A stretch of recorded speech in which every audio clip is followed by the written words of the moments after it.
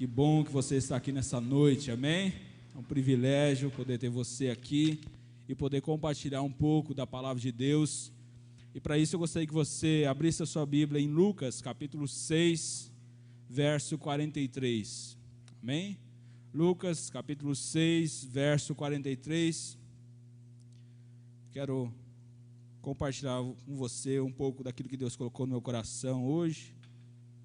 Lucas, capítulo 6, verso 43. Quem achou, diga eu amo a Bíblia. Se não achou, diga eu também. Já fiquei um pouco rouco, já forcei demais a garganta aqui. Lucas 6, 43 diz assim: Não há árvore boa que dê mau fruto, nem árvore má que dê fruto bom.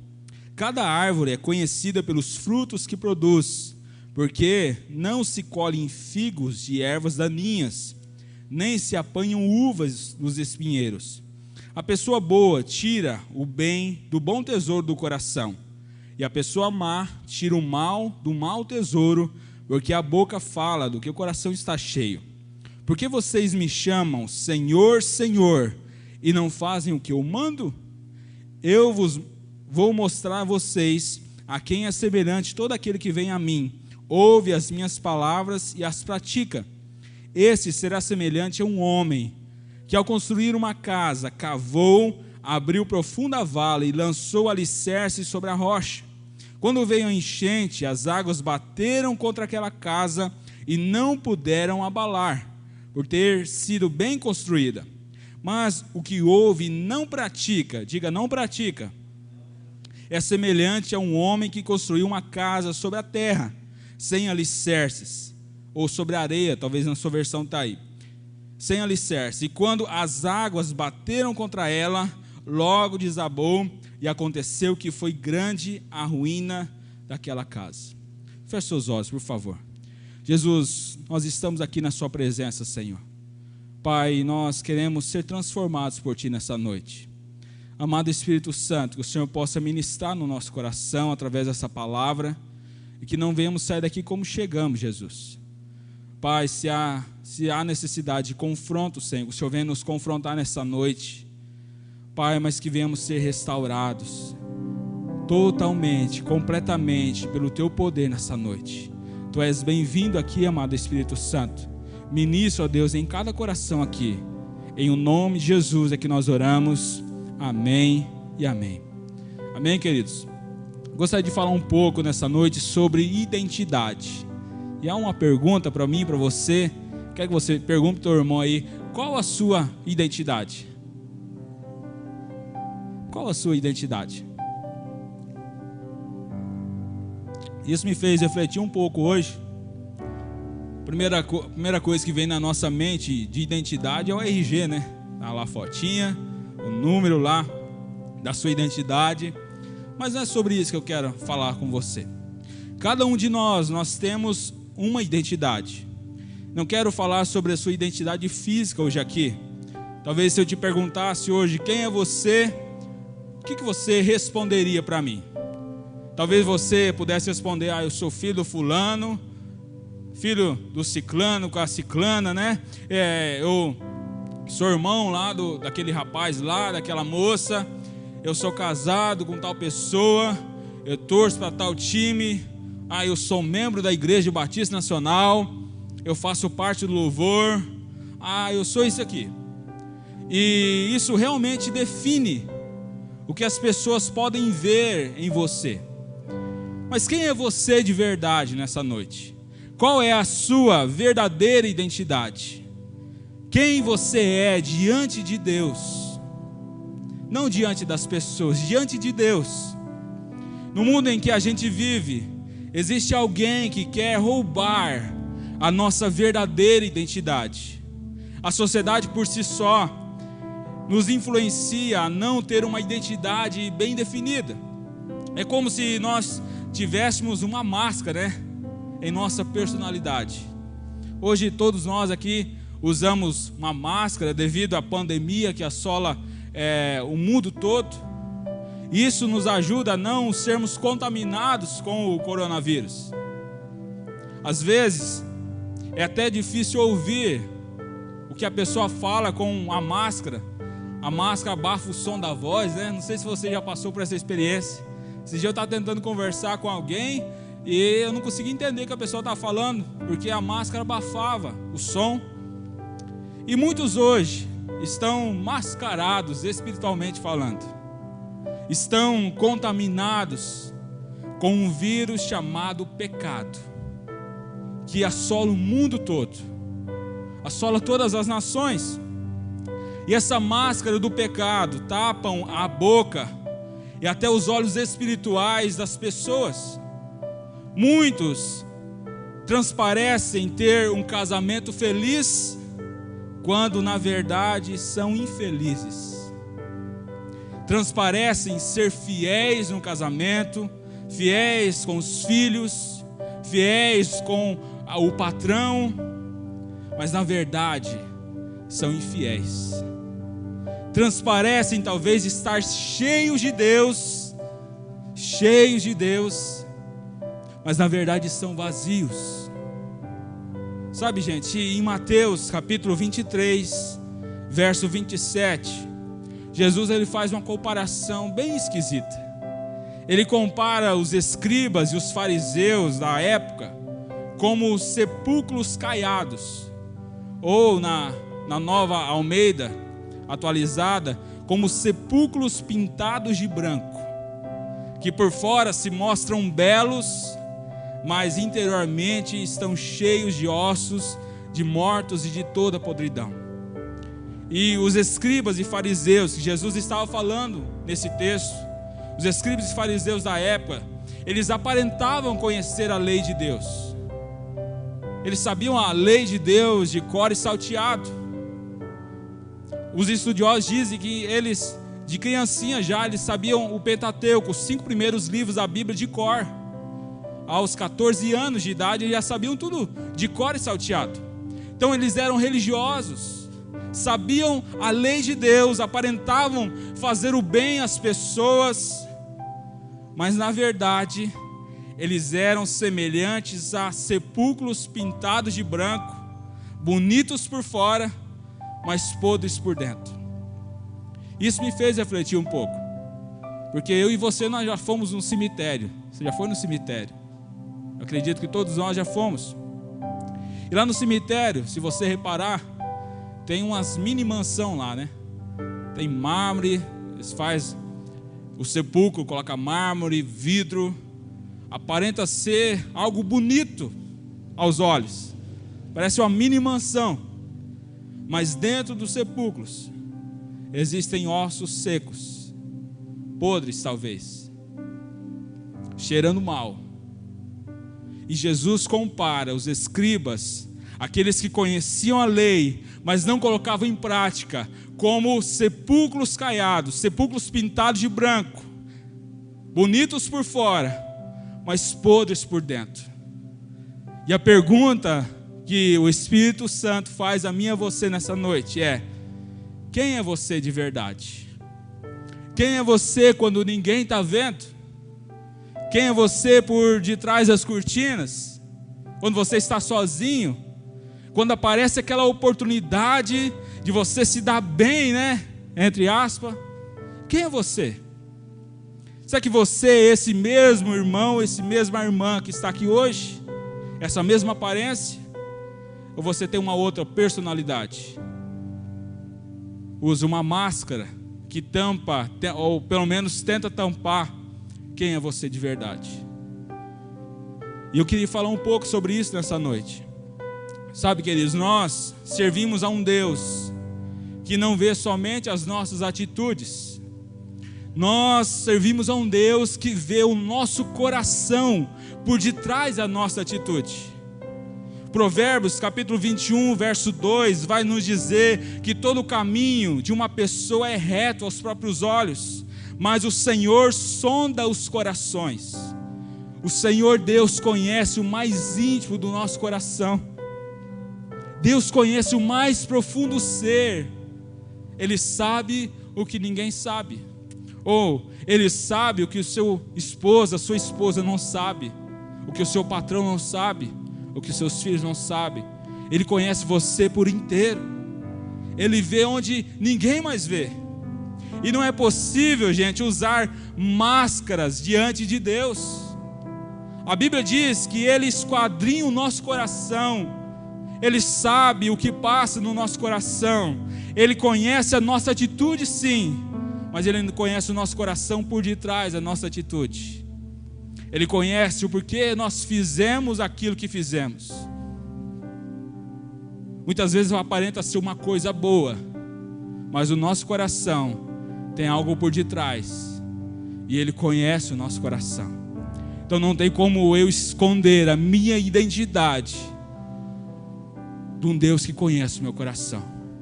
Não tem como você esconder de Deus a sua verdadeira identidade.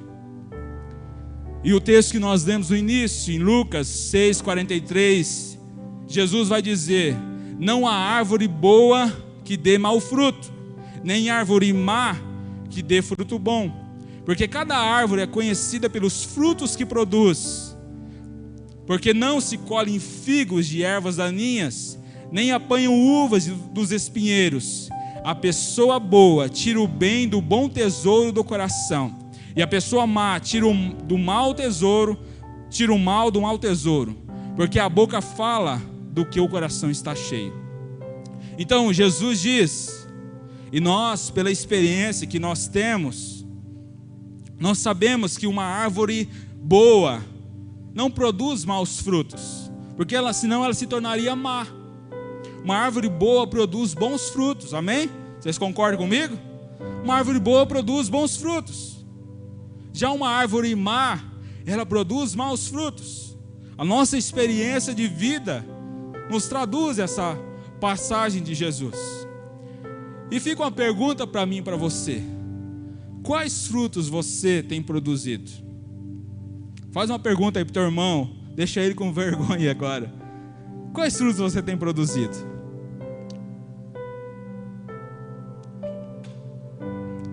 Brincadeiras à parte, mas essa pergunta na verdade é para mim e para você, é para nós. Quais frutos nós temos produzido, gente? Quais os frutos que eu e você temos produzido? E aí Jesus dá mais uma apertada, ele diz lá em Lucas 6,46: por que vocês me chamam Senhor, Senhor, e não fazem o que eu mando? Em outras palavras, porque vocês dizem que são cristãos, que são filhos de Deus, e não obedecem os meus mandamentos? Jesus dá uma apertada aqui. Por que vocês dizem que são crente, mas não praticam os meus mandamentos? Por que vocês dizem que são cristãos, que são filhos de Deus, e não obedecem os meus mandamentos? Em Mateus 7,21, Jesus diz: nem todo que me diz Senhor, Senhor, entrará no reino dos céus, mas aquele que faz a vontade do meu Pai que estás nos céus. E aí Jesus dá um checkmate, porque aí mexe com a nossa salvação. Nem todo, Lucas 7,21, Mateus 7,21, desculpa. Nem todo que me diz Senhor, Senhor, entrará no reino dos céus, mas aquele que faz a vontade do meu Pai que está no céu. Então nós podemos concluir que Jesus está falando que alguém pode ser convencido pelo Evangelho, mas não convertido de fato e de verdade. E existe uma diferença entre ser convencido pelo Evangelho e ser convertido pelo Evangelho. Pode aparentar ser um cristão, vir à igreja, congregar, ser um dizimista fiel, ser um membro da Igreja Batista Nacional, da IBN, ser batizado nas águas, talvez ser um líder de célula, participar do louvor, ou até ser um pastor. Mas se ele não obedecer os mandamentos do Senhor, se ele não amar a Deus acima de todas as coisas, a verdade, meu irmão, é que ele não entrará no reino dos céus. A verdade é que ele vai para o inferno. Isso traz tremor para o nosso coração. Olha o que Jesus diz: nem todo o que me diz Senhor, Senhor entrará no reino dos céus, mas aquele que faz a vontade do meu Pai que estás no céu. Então é preciso fazer a vontade do Pai para entrar no reino de Deus. É como a pessoa que não obedece os mandamentos do Senhor. Se ele não obedecer os mandamentos do Senhor, se não amar a Deus acima de todas as coisas, essa pessoa, ela não vai entrar no reino de Deus. Ou seja, é como se essa pessoa estivesse perdendo tempo, tentando enganar os outros através das suas atitudes, talvez santinhas, mas quando na verdade ele mesmo está sendo enganado. Talvez você consiga enganar sua esposa, seu esposo, seus filhos, seu patrão, mas não tem como enganar a Deus, meu irmão. Não há como enganar a Deus. Ele conhece o nosso coração por detrás da nossa atitude. E aí Jesus continua em Lucas 6,47. Olha o que Jesus diz: eu vou mostrar a vocês quem é semelhante a todo aquele que vem a mim, ouve as minhas palavras e as pratica. Então Jesus agora vai fazer uma comparação de quem ouve as palavras dele e coloca em prática. E ele diz que essa pessoa que ouve e coloca em prática é semelhante a um homem que, ao construir uma casa, ele cava fundo, abre uma vala e lança o alicerce sobre a rocha. E quando então veio a enchente, as águas bateram contra aquela casa e não puderam abalar ela, porque ela estava sendo bem construída, tinha sido bem construída. Mas aí Jesus diz: aquele que ouve e não pratica é semelhante a um homem que construiu uma casa sobre a terra, ou sobre a areia, na sua tradução diz, sem alicerce. E quando as águas bateram contra ela, logo desabou.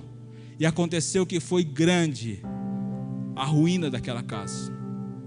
E na verdade, gente, se você olhar para essas duas casas que Jesus traz esse paralelo, uma foi construída sobre a areia, sem alicerce, e a outra foi construída sobre a rocha, ou seja, ele cavou fundo e construiu uma casa com alicerce. Agora, se você olhar e põe essas duas casas uma do lado da outra, visualmente, se você olhar, essas duas casas são iguais, visualmente falando. Parece que ambas foram construídas sobre areia, porque você não vê a profundidade do alicerce. O efeito não é visual. Quem olha para uma casa não sabe se ela está sobre a areia ou está sobre a rocha, porque o grande mistério está por debaixo da casa. A pessoa teve que cavar, abriu uma vala, teve um trabalho, foi sofrido. Antes de levantar as paredes, parece que estava afundando. Não sei se você já teve experiência de construir uma casa, mas eu já tive. Construí minha casa, minha vida lá, minha casa, minha dívida. E lá em casa, demorou para levantar as paredes.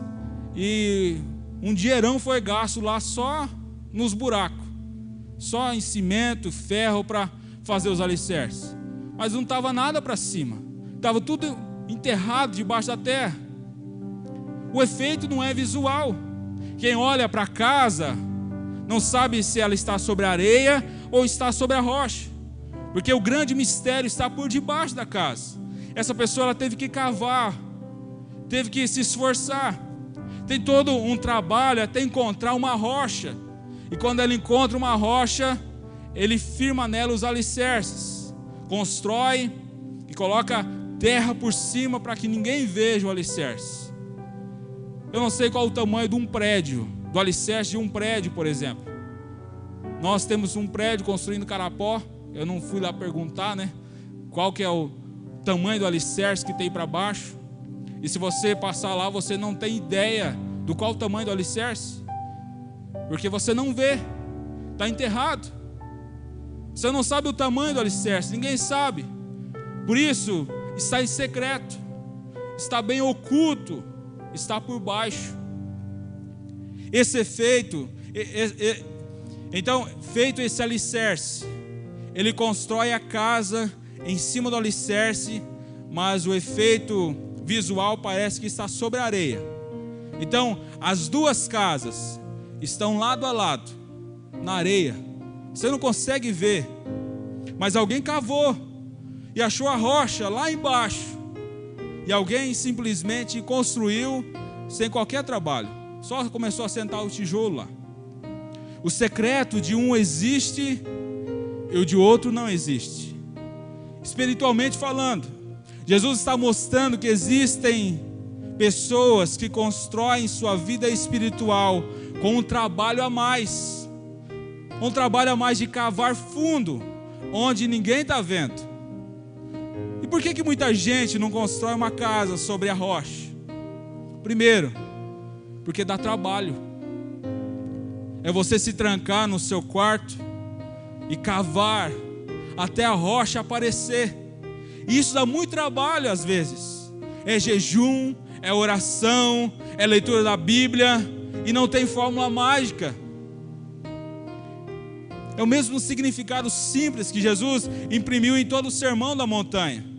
Quanto mais você cava, mais a rocha vai ficando próxima. E é cavar com vontade até achar a rocha. Primeiro, porque dá trabalho. E segundo, porque ninguém está vendo. Muita gente talvez investe na fachada da casa, no telhado, coloca vidros na fachada, no aspecto visual da casa, coloca lá uma pintura legal, que talvez é o seu ministério externo, quer cantar, não sei, quer pregar, quer se mostrar na frente de uma congregação. Isso é um investimento plausível, sim. A casa também existe para isso. Mas o que vai garantir essa casa é o que está debaixo dela. É aquilo que ninguém está vendo. E muita gente deixa de investir nisso, porque isso não dá ibope, isso não dá curtida no Facebook, no YouTube, não dá like lá no Instagram. Isso não traz um glamour que se espera quando você constrói uma casa, porque ninguém vê. E a grande diferença é: a rocha não é só Jesus. A rocha não é só Jesus, mas isso vai além. A rocha são as palavras de Jesus também. Jesus diz: qualquer que vem a mim e ouve as minhas palavras e as observa, esse será comparado. E aí ele faz a comparação. Essa palavra não é dada para o ímpio, meu irmão. Essa palavra não é dada para alguém mundano. O cara que construiu na areia não é ímpio. E Jesus não chama ele de ímpio, não chama ele de infiel. Jesus chama ele de louco. Olha o que Jesus diz: você é insano, você é louco. Eu vou comparar você a um insensato, um louco, maluco. Você é louco, construindo a casa sem alicerce.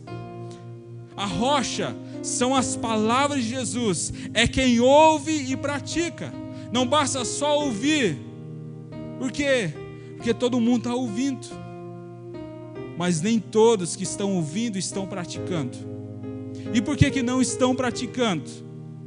Porque não tem uma vida no secreto. E aí vem a tempestade, vem o vento, as ondas. E se você reparar, vem para as duas casas, vem para todo mundo. A casa na areia e a casa na rocha vão sofrer a mesma sorte de investidas, de enxurradas, de tempestades, de chuvas. Ambas sofrem a mesma coisa. E o segredo do constante, da pessoa que é constante, diferencia do inconstante.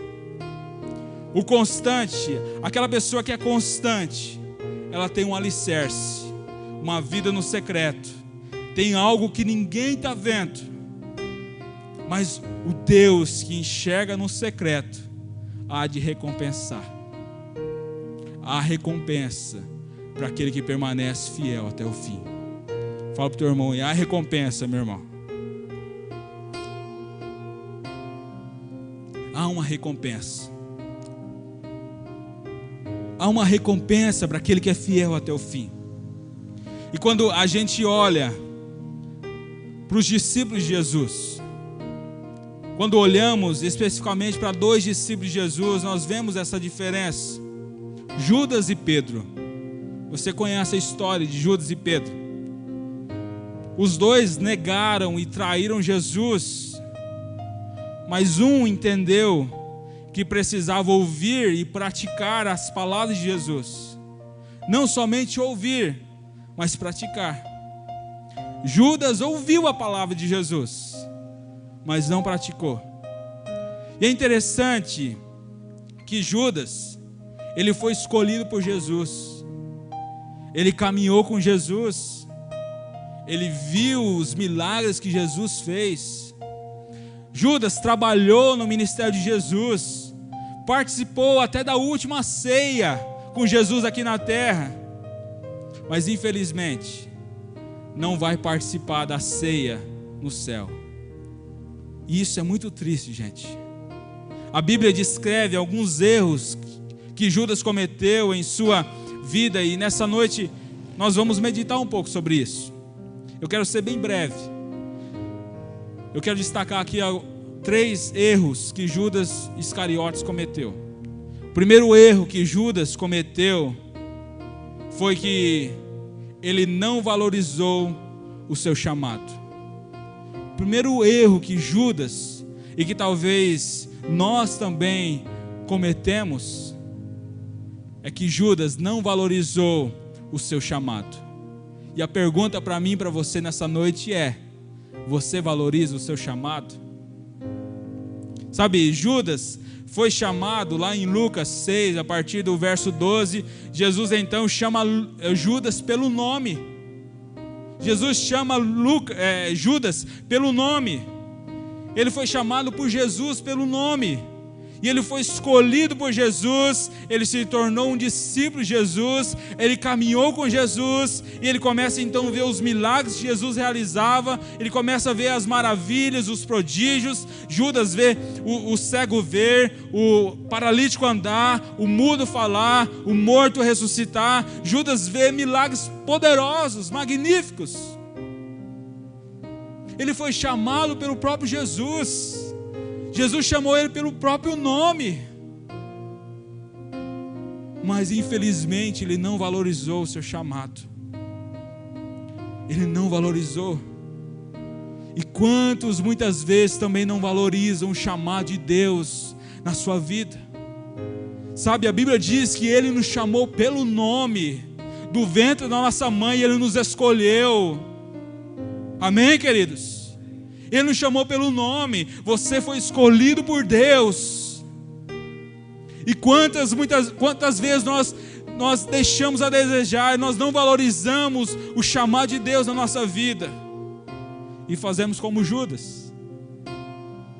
Em Mateus 22:14, lá diz que muitos são chamados, mas poucos são os escolhidos.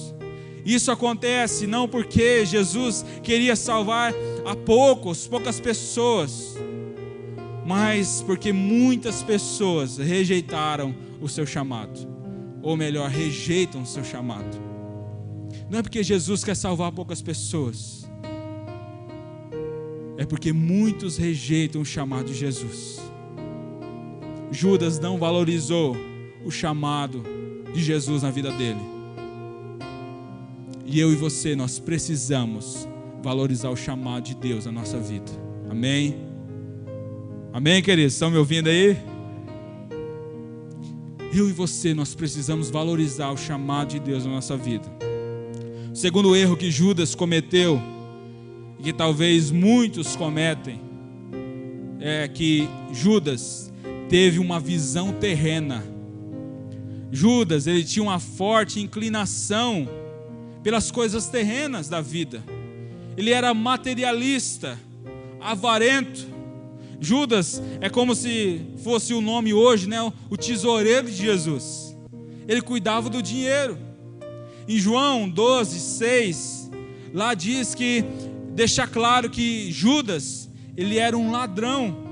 E ele costumava levar, ele costumava pegar o que era colocado dentro da bolsa de dinheiro de Jesus. Ele pegava para ele um dinheiro ganho ilegalmente, que segundo os estudiosos diz que é o salário da iniquidade. Foi com esse dinheiro que Judas comprou um pedaço de terra. A Bíblia relata isso. Judas, ele se torna tão avarento, ele não consegue renunciar a isso na vida dele, e essa avareza no coração, essa inclinação pelas coisas terrenas, toma conta da vida dele, a ponto dele roubar a bolsa de dinheiro de Jesus. E aí ele faz como se fosse hoje o caixa 2, né? Ele pega o dinheiro lá e vai e compra um pedaço de terra para ele. Se tornou fazendeiro, né? Judas faz isso, queridos, porque ele teve uma visão terrena. Foi com esse dinheiro que Judas comprou o seu pedaço de terra. E é triste saber que a propriedade que Judas comprou foi o local onde ele foi enforcado, onde ele foi se enforcar. O local onde ele comprou essa propriedade foi o mesmo local que ele foi lá se enforcar. E muitos cristãos de hoje também têm morrido espiritualmente com seus próprios bens terrenos. Infelizmente se deixam embriagar pelas coisas materiais e se tornam escravos delas. Muitos talvez tenham vivido uma visão terrena, têm se apegado ao modismo do mundo, têm se rendido aos prazeres terrenos e momentâneos. Muitos têm defendido a teoria do que tem.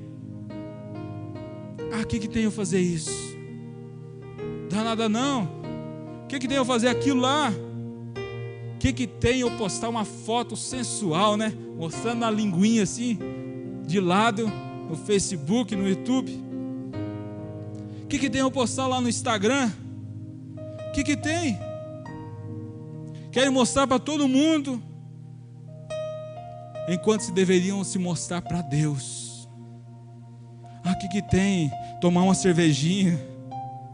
O que tem fazer sexo antes do casamento? O que tem ver pornografia? O que tem se envolver com homem casado, com mulher casada? O que tem? E o mundo prega isso para a gente, queridos.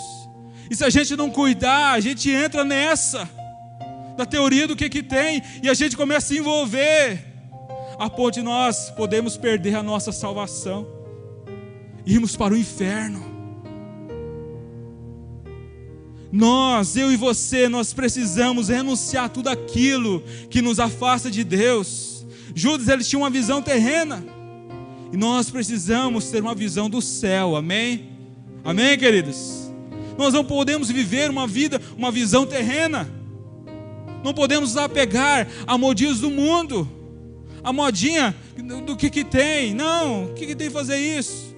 Não, nós precisamos nos revelar para Deus. Se você quer se revelar para alguém, se revele para Deus primeiro. Ele se importa com a sua dor. Ele conhece você como ninguém conhece. Talvez tantas pessoas hoje expõem seus corpos na internet porque acham que não são amadas e procuram o amor de alguém.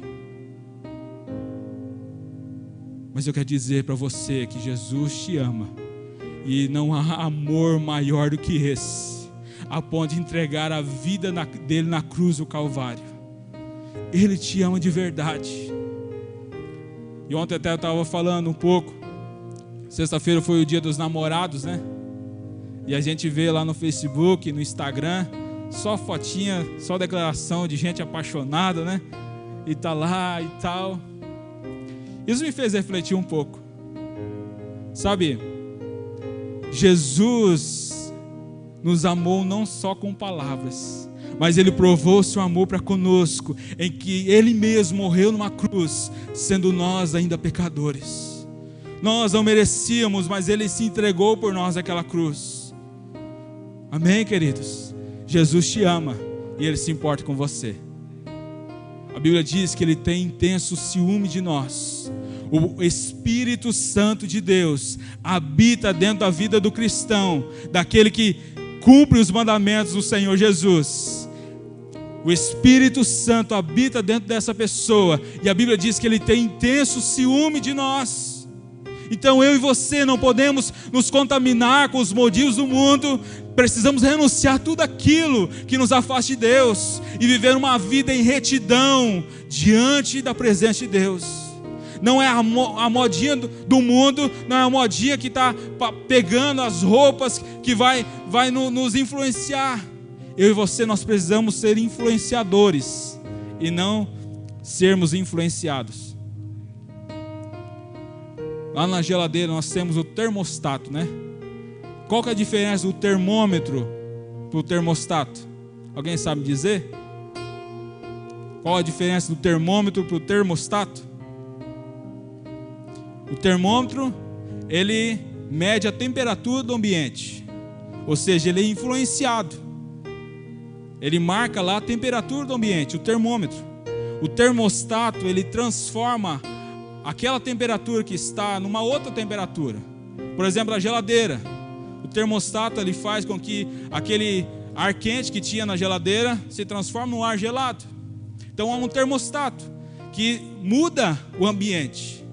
E nós precisamos ser um termostato, não sermos um termômetro. O termômetro se contamina com as coisas do mundo. O termostato, ele faz a diferença. A Bíblia diz que eu e você, nós precisamos ser o sal da terra e a luz do mundo. Não é trevas em meio de trevas, é luz. Porque onde a luz chega, as trevas têm que ir embora. A luz faz a diferença. Eu e você, nós precisamos ser a luz do mundo, meu irmão. E a luz do mundo é só aqui dentro do templo da igreja. É por onde nós formos. Palavra um pouco dura hoje, mas é isso que o Espírito Santo colocou no meu coração. Eu e você, nós precisamos fazer a diferença por onde nós formos. Não podemos nos contaminar com esse mundo, como Judas se contaminou. Nós não podemos, então, ter uma visão terrena. Nós precisamos ter uma visão do céu. Amém? Terceiro erro que Judas cometeu. Judas, ele sabia muito sobre Jesus, mas não tinha um relacionamento profundo com Ele. E assim que acontece hoje, por tantas vezes. As pessoas sabem muito sobre Jesus. Talvez conhecem a Bíblia de cor e salteado. Se você perguntar algo da Bíblia para ele sabe e até prega para você, mas não colocou em prática aquilo que leu, não colocou em prática aquilo que ouviu. Sabem muito sobre Jesus, mas não tem um relacionamento com Ele. E Judas era assim, ele sabia muito sobre Jesus. Se você ler a história, você vai ver que Judas, ele conhecia onde Jesus ficava. Tanto é que quando Judas, ele vende lá Jesus por 30 moedas de prata, ele leva os policiais da época, os oficiais lá para prender Jesus, e ele sabe exatamente o lugar onde Jesus estava. Ele sabia onde Jesus estava, mas não tinha comunhão com Ele. Sabe, eu e você, nós sabemos onde Jesus está. Basta nós fecharmos a porta do nosso quarto, dobrarmos os nossos joelhos, e nós temos livre acesso a Deus. O véu do templo, quando Jesus foi morto naquela cruz, se rasgou de alto a baixo, e agora nós temos livre acesso a Deus. É só nós buscarmos a Ele e nós vamos encontrar. A Bíblia diz: buscar-me-eis e me achareis, quando me buscares de todo o nosso coração. Então a gente sabe como encontrar Jesus. A gente sabe. Judas sabia como encontrar Jesus, mas ele não tinha um relacionamento profundo com Ele. E quantos de nós, muitas vezes, não temos um relacionamento com Jesus? Vimos na igreja no domingo, talvez nos cultos de semana, terça, sexta, sábado, e não temos um relacionamento com Jesus. Começamos então a viver de uma liturgia, de uma religiosidade. E isso, gente, não toca Deus.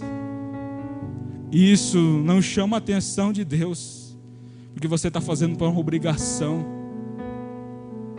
e não por amor a Deus de verdade. A gente não pode vir na igreja por uma obrigação. Hoje o pastor estava falando que muitas vezes nós viemos na igreja para receber algo de Deus, mas devia ser ao contrário.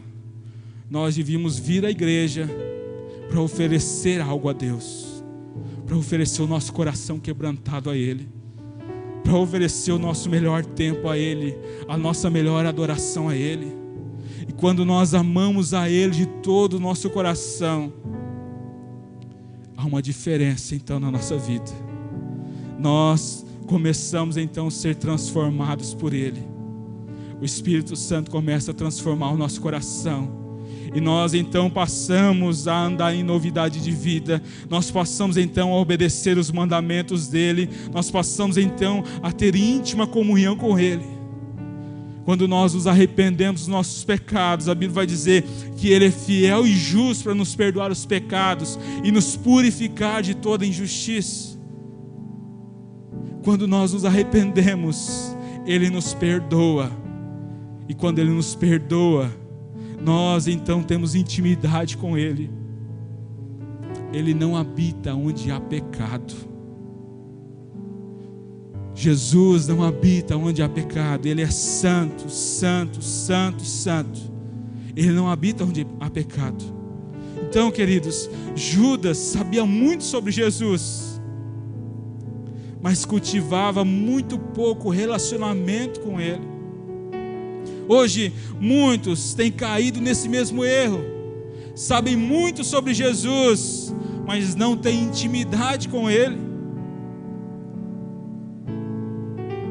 Para não cometermos o mesmo erro de Judas, eu e você, nós precisamos nos aprofundar em um relacionamento com Deus, tendo uma profunda comunhão diária com Ele. E a minha pergunta nessa noite para você é: o que tem te impedido? O que tem impedido você de ter comunhão com Deus? Talvez a gente tenha muitas desculpas. Nós dizemos que não temos tempo. A vida é corrida, eu não tenho tempo de orar, não tenho tempo de ler a Bíblia. Minha vida é muito corrida, eu tenho que trabalhar, eu tenho que fazer isso, tenho que pegar, agora não está pegando mais, né, a criança na escola, eu tenho que pegar a esposa no serviço, eu tenho que fazer isso, eu tenho que fazer aquilo, tenho que fazer almoço, tenho que lavar a casa, tenho que fazer tanta coisa. Não tem tempo de orar, não tem tempo de ler a Bíblia, não tem tempo de buscar Deus. Mas você já reparou que a gente passa muitas vezes horas na frente da televisão, vendo filmes lá no Netflix, programas, novelas, que não acrescentam nada na nossa vida, apenas minam o nosso espírito e nos levam para longe de Deus. Passamos horas talvez no Facebook. Se você tem um aplicativo no celular que controla lá quanto tempo você ficou em cada aplicativo. Se você não cuidar, você passa mais de horas no Facebook, no Instagram e no WhatsApp. Você passa mais de horas, pequenininho, 10 minutinhos, 5 minutinhos, 2 minutos, e responde alguém fala com você, e você responde, e quando você vai ver, passou o dia, foram horas, e você não leu a Bíblia, você não buscou a Deus, você não teve intimidade com Deus. A tecnologia que veio para nos ajudar muitas vezes nos prejudica a nossa comunhão com Deus. E a pergunta nessa noite para mim e para você é: o que tem impedido você de ter comunhão com Deus? Será que é a pandemia do coronavírus? Será que é isso? Sabe, esse dia eu estava pregando na igreja aqui, acho que foi domingo retrasado. E é interessante isso, porque as pessoas, se você olhar no Facebook lá, quando voltou os cultos, a maioria, tinha várias pessoas lá, descendo a lenha nos crentes, né? Os pastores estão preocupados com o dízimo, com a oferta, estão preocupados com ganhar dinheiro, e não sei o que, e meter a lenha lá. Na verdade, meu irmão, o pastor não está preocupado com dízimo, com oferta, com dinheiro, porque quem sustenta a obra de Deus é Deus. É claro que Deus usa as pessoas, mas quem sustenta a obra de Deus, quem sustenta quem sustenta os pastores são Deus. Nós não estamos preocupados com dinheiro, nós estamos preocupados com a fé do povo. E como está a tua fé, meu irmão, diante da pandemia do coronavírus?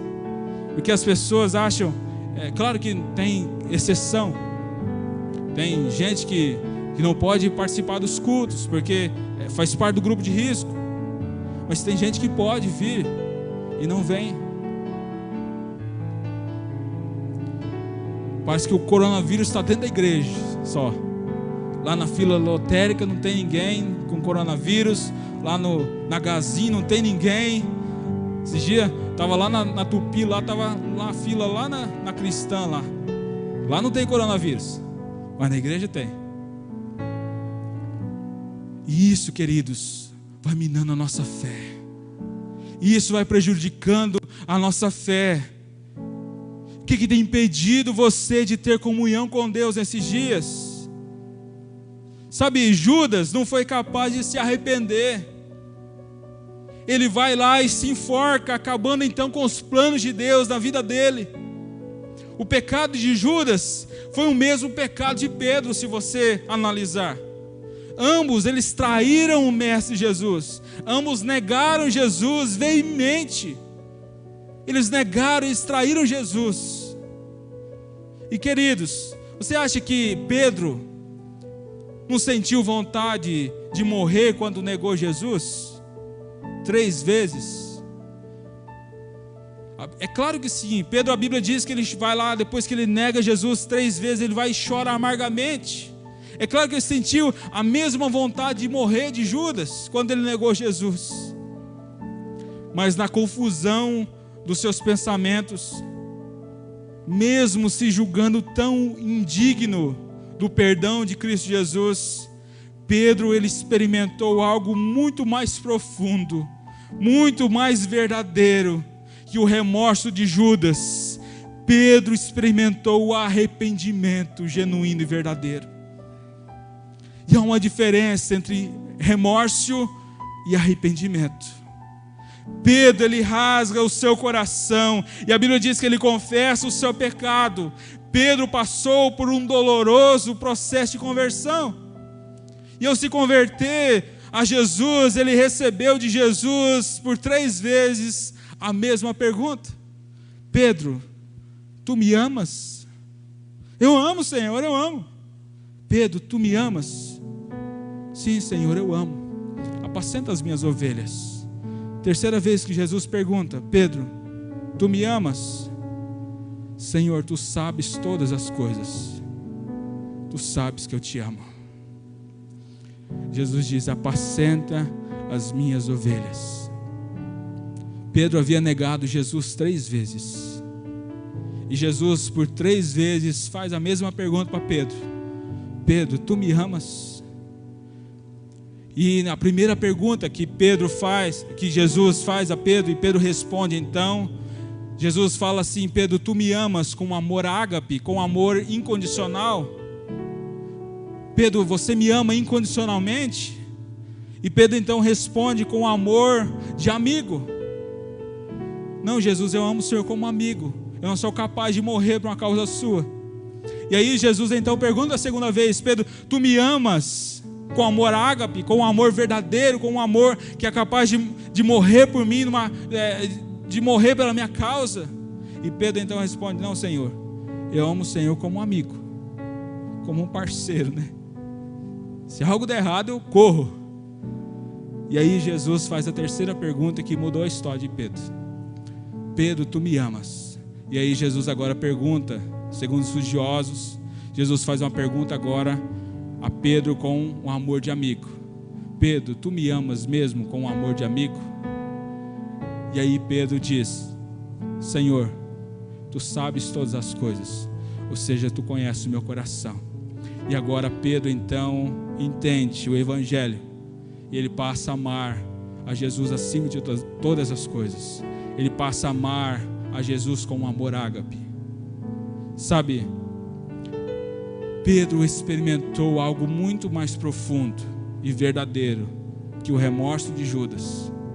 Pedro experimentou o arrependimento.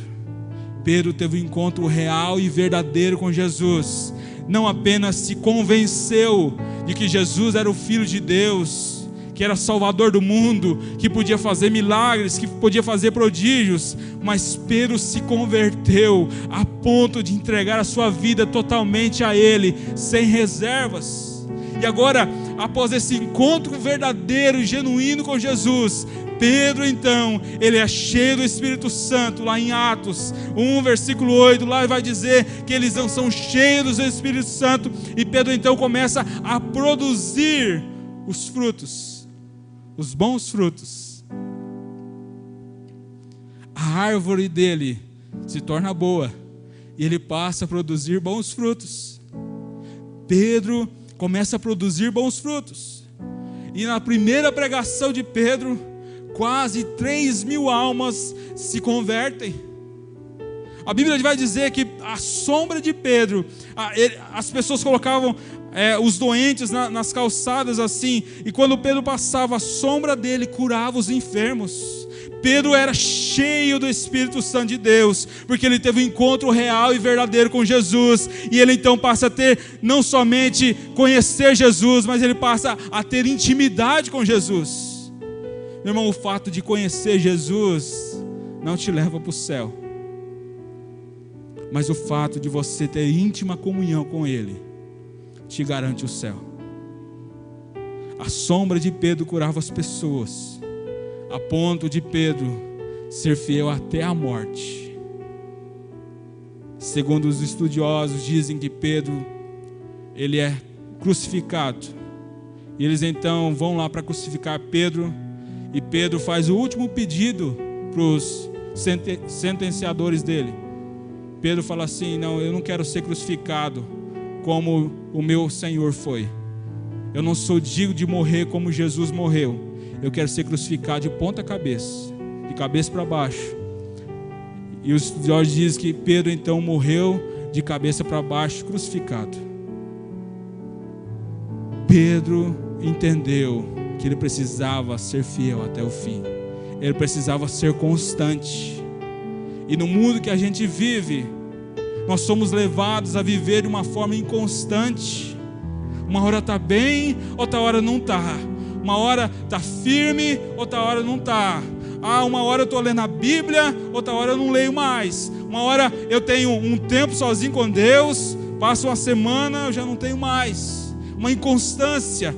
Pedro entendeu que ele precisava ser constante, e ele permanece fiel até o fim, a ponto de morrer pela causa de Jesus, pelo Evangelho. Pedro foi capaz de permanecer fiel até o fim. E você, meu irmão, é capaz de permanecer até o fim, fiel? Judas, ele se tornou o filho da perdição. Pedro se tornou filho de Deus. Há uma diferença entre remorso e arrependimento.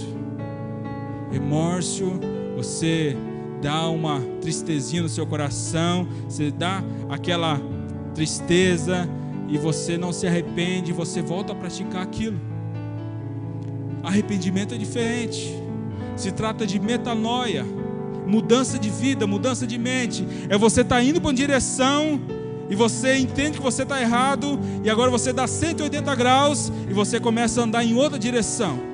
É você estava pecando aqui e você entende que você está pecando, você deixa o pecado, você renuncia tudo e começa a andar em retidão diante de Deus. Isso é arrependimento verdadeiro. Foi o que aconteceu com Pedro.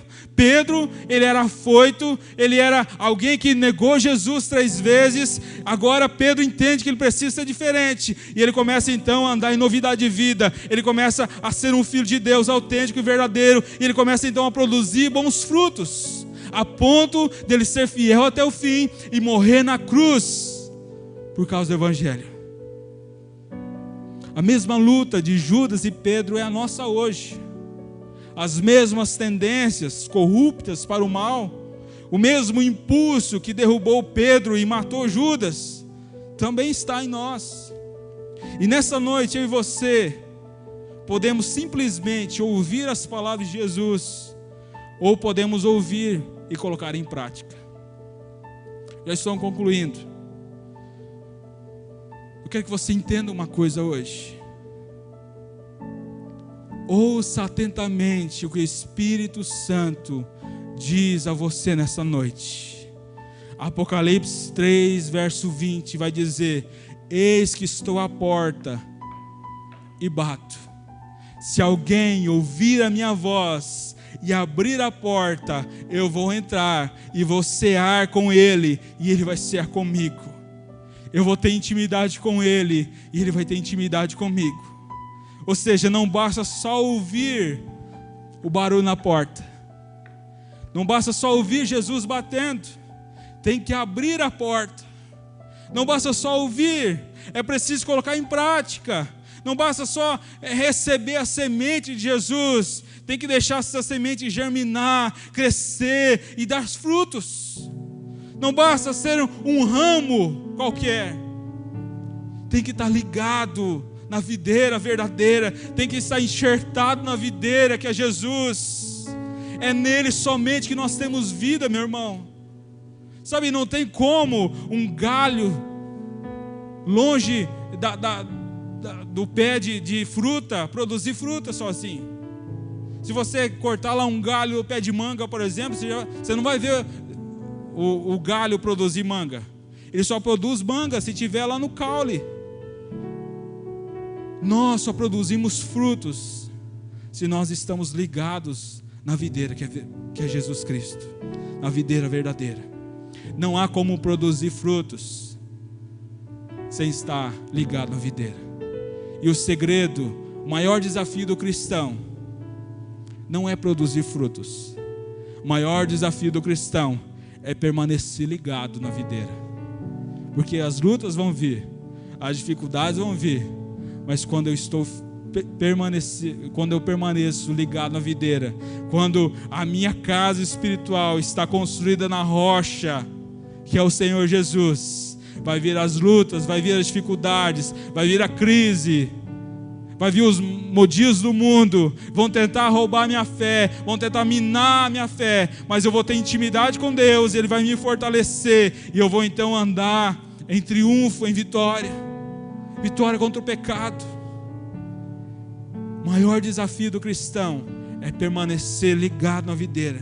Não basta só receber a semente, tem que deixá-la crescer, germinar e dar frutos. Não basta ser um ramo, tem que estar ligado, enxertado na videira.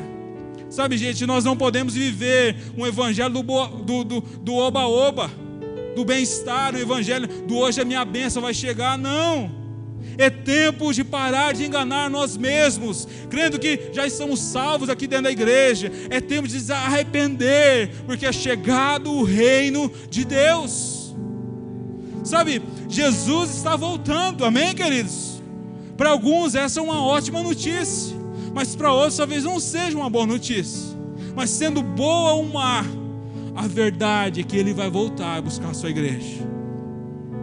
E talvez não haja tanta preocupação para você, porque Ele não vai voltar tão cedo. Talvez passe na sua cabeça, mas eu quero lembrar você que você não sabe se você vive até os 80 anos de idade. Você não sabe se as pessoas que estão à sua volta, que não conhecem a Jesus, e talvez nem saibam que você o conhece, também não viverão por muito tempo. Nos enganamos, queridos, achando que a vida está no nosso controle, quando na verdade não está. Hoje você está aqui, amanhã eu não sei. Nós temos que pensar na eternidade, nós temos que negar a nós mesmos. A Bíblia vai dizer lá em Marcos 8,34: se alguém quiser vir após mim, negue-se a si mesmo, tome a sua cruz e siga-me. É preciso viver uma vida de renúncia. É preciso renunciar tudo aquilo que nos afasta de Deus. E a pergunta: quem é você de verdade? Qual a sua verdadeira identidade? Hoje é noite de arrependimento. Renuncie nessa noite tudo aquilo que for necessário e se renda ao Senhor nessa noite verdadeiramente. Você não pode sair daqui apenas convencido pelo Evangelho. Você precisa sair daqui convertido. No reino de Deus não entram pessoas apenas convencidas de que Ele é Deus, ou se aparentam ser algo que não são, porque Deus conhece o nosso coração. No reino de Deus não entram pessoas apenas convencidas de que Deus é Deus verdadeiro, é o Criador dos céus e da terra. A Bíblia diz que até o diabo crê e estremece. O céu, meu irmão, é a recompensa. O céu é uma recompensa para os que se arrependem, deixam o pecado e colocam em prática as palavras de Jesus. O céu é a recompensa daqueles que permanecem fiéis até o fim, daqueles que colocam em prática, daqueles que se arrependem dos seus erros. Metanoia, mudança de mente, mudança de atitude, um arrependimento verdadeiro, genuíno. Sabe, talvez nós estejamos apenas adicionando anos à nossa vida, enquanto Jesus tem vida para adicionar aos nossos anos. Sabe, nós perdemos tempo muitas vezes se aventurando em modismos do mundo. É preciso viver com intensidade para Deus. Viva com intensidade para Deus. Você foi comprado com o precioso sangue de Jesus. Deus, sendo rico em misericórdia, pelo seu muito amor com quem nos amou, estando nós ainda mortos em nossos pecados e delitos, nos vivificou juntamente com Cristo. Não construa essa casa espiritual, meu irmão, na areia sem alicerce. Decida nessa noite ter intimidade, ter comunhão com Deus. Decida cavar, até encontrar a rocha e alicerçar a sua vida espiritual nessa rocha que é inabalável, que é indestrutível, que é a palavra de Cristo Jesus. Pare de ser influenciado pelo mundo, seja influenciado por Deus e influencie o mundo através de uma vida de retidão à palavra de Jesus.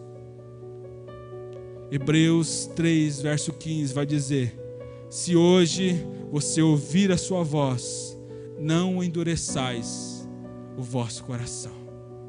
Se hoje ouvirdes a minha voz, não endureçais o vosso coração. E eu quero que vocês se coloquem em pé, por favor.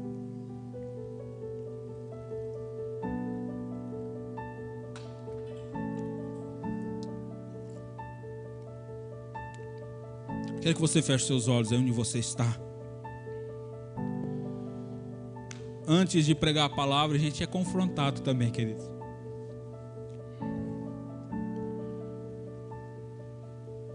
Mas o Senhor confronta porque Ele ama. Ele repreende o filho que ama.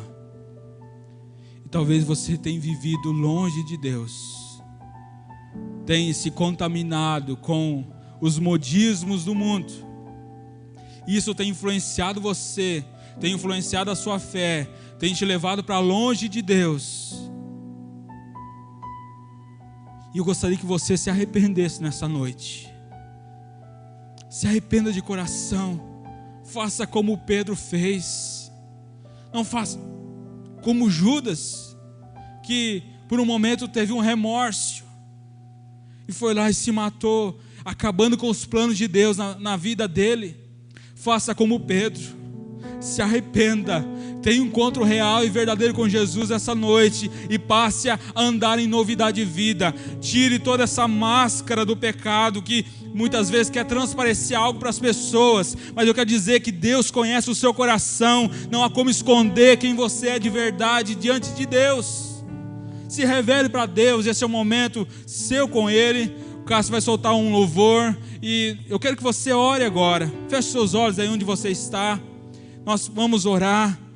Senhor, nós estamos aqui nessa noite, Jesus, Pai, e como igreja nós nos arrependemos dos nossos pecados. Senhor, perdoa as nossas faltas. Purifica, Senhor, o nosso coração, a nossa vida, Jesus. Senhor, talvez muitos de nós temos andado longe de Ti. Temos perdido tanto tempo, Senhor, com as coisas dessa vida, com as coisas terrenas. Queremos acrescentar dias, vida aos nossos anos. E nós então acabamos perdendo a nossa vida.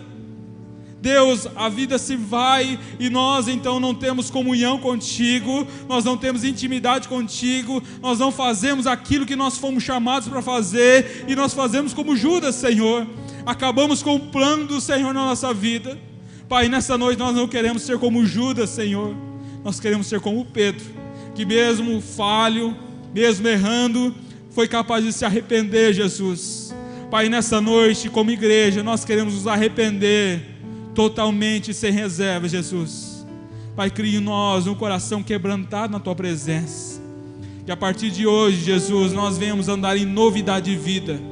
Que as circunstâncias que estamos vivendo não venham parar a nossa fé, não venham abalar, ó Deus, a nossa vida, Jesus, mas que venhamos fortalecer a nossa vida no Senhor, que é a rocha, Jesus. E nós venhamos construir a nossa casa espiritual nessa rocha, que é a Tua palavra, Senhor Jesus. Pai, que o Senhor possa fortalecer as nossas vidas e que venhamos, Senhor, estar firmados no Senhor. Pai, não venhamos viver mais uma vida de aparência. Que o Senhor possa revelar para cada um de nós o Seu verdadeiro propósito na nossa vida. Senhor, que a identidade verdadeira possa fluir, ó Deus, através de nós. Que venhamos ser, Jesus, não um termômetro, mas um termostato. Que venhamos fazer a diferença, Jesus, por onde nós formos. Não somente dentro do templo aqui, mas lá na nossa casa, lá na nossa família, lá no trabalho, na rua, no trânsito, por onde nós formos, Jesus. Que as pessoas, ao olhar para nós, não possam olhar, ó Deus, e ver, Jesus, alguém que está tentando transparecer algo, mas ver o Senhor, ó Deus, ver os Seus frutos na nossa vida, Jesus. Para que nós venhamos estar ligados em Ti, ligados à videira, e venhamos produzir os Seus frutos, Senhor. Não porque somos bons, mas porque o Senhor foi bom para conosco. O Senhor morreu naquela cruz, pagou a nossa dívida, Jesus. E em gratidão a esse amor, em gratidão, ó Deus, aquilo que o Senhor fez por nós, nós então queremos passar a andar em santidade, andar em retidão diante de Ti, Senhor. Pai, nessa noite nós queremos renunciar a tudo aquilo que nos afasta do Senhor.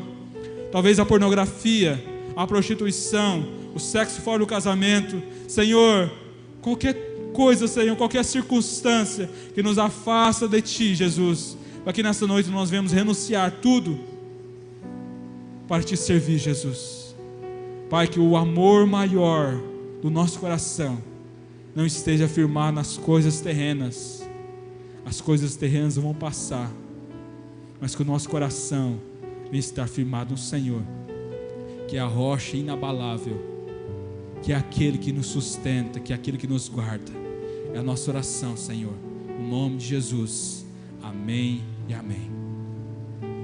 Não sei se há aqui alguém nessa noite, mas eu quero te dar a oportunidade. Você que entendeu essa mensagem e você quer andar em novidade de vida, para você fazer isso, para você ter uma aliança com Jesus, é necessário você receber Jesus como Senhor e Salvador da sua vida. A Bíblia diz que aquele que recebe Jesus tem a vida eterna. Então é necessário você receber Jesus como Senhor e Salvador da sua vida. E eu não sei se há alguém nessa noite, talvez você por algum motivo se afastou de Deus, se afastou da igreja, foi para longe de Deus, mas hoje você entendeu o real propósito de Deus na sua vida. Ele te ama, Ele quer você de volta. Hoje é dia aceitável de salvação. Ele está aqui, Ele está de braços abertos para te receber de volta. Não sei se há alguém nessa noite, mas se há, dê um sinal com a sua mão, quero orar por você. Onde está a primeira pessoa que quer fazer uma aliança com Jesus, quer receber Jesus como Senhor e Salvador da sua vida? Alguém que nessa noite que quer renunciar ao mundo. Pastor, eu fiz tanta coisa errada. Meu irmão, quando você se arrepende, A Bíblia diz que Ele é fiel e justo para nos perdoar os pecados e nos purificar de toda injustiça. Não há pecado grande para Deus que Ele não possa perdoar você, se você se arrepender. Ele está aqui de braços abertos. Onde está a primeira pessoa que quer fazer uma aliança com Jesus, ou quer renovar a sua aliança com Ele? Onde está você? Dê um sinal com a sua mão, quero orar por você. Alguém aqui nessa noite quer fazer isso? Quer fazer uma aliança com Jesus? Dê um sinal com a sua mão, eu quero orar por você. Amém? Não havendo então, que Deus possa te dar uma outra oportunidade. Aí na sua tela, no seu monitor aí, está o telefone dos pastores da igreja. Se você decide fazer uma aliança com Jesus, gostaria que você mandasse uma mensagem, escrevesse: eu decido por Jesus. Amém? Nós queremos te ajudar, nós queremos te acompanhar, queremos orar com você. Você é bem-vindo aqui na igreja do Senhor Jesus. Amém? Mas nós encerrarmos, eu quero orar por você ainda. Feche seus olhos. Senhor, muito obrigado, Jesus, pela tua palavra, que é viva e eficaz. A tua palavra, Senhor, que vem para confrontar a nossa vida, que é como uma espada de dois gumes, Senhor, Pai, que penetra até a divisão do Espírito e é apta para discernir os desejos, as intenções do coração. Obrigado, Jesus, por nessa noite o Senhor nos revelar a tua palavra, que nós venhamos aplicar, ó Deus, essa palavra no nosso coração. Não venhamos ser ouvintes esquecidos, Jesus, mas que venhamos ouvir e colocar em prática aquilo que o Senhor falou no nosso coração nessa noite. Senhor, que nessa semana nós possamos já, Deus, andar em retidão diante de Ti, que passamos, Senhor, a remir o tempo, Deus, e aplicar o nosso tempo naquilo que é precioso. Pai, aplicar o nosso tempo em ter intimidade contigo, Jesus. Coloca fome e sede no nosso coração, pela leitura da palavra de Deus, pela oração, pelo jejum, Deus, que venhamos nos consagrar, Deus, e andar em retidão na sua presença. Pai, coloca fome e sede em cada coração aqui nessa noite, que possamos ter uma semana abençoada, repleta de bênçãos e de vitórias. É a nossa oração, em nome de Jesus. Amém e amém.